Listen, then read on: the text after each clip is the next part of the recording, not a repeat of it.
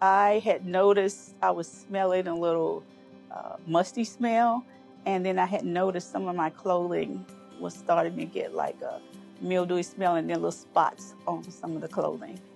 The reason I would want Tri-State Waterproof was Roger. Not only was he knowledgeable, but when he came in like he was coming to work. So he didn't come in just flashing a light, looking around. He actually got his hands dirty. So he actually did a thorough job. So from that, he could do a good estimate of what was going on and give me a fair price. So I appreciate that. Everybody was very professional and very friendly, from the person that answered the phone to Roger to everybody that came out today. I appreciated the whole crew. This wasn't their first rodeo. So I was very impressed with what I saw.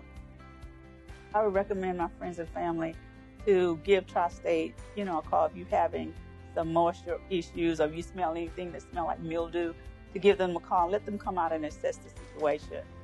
I think they would be honest and give you their honest opinion of what the situation is, and I think they'd be fair in giving you a good price for the work that needs to be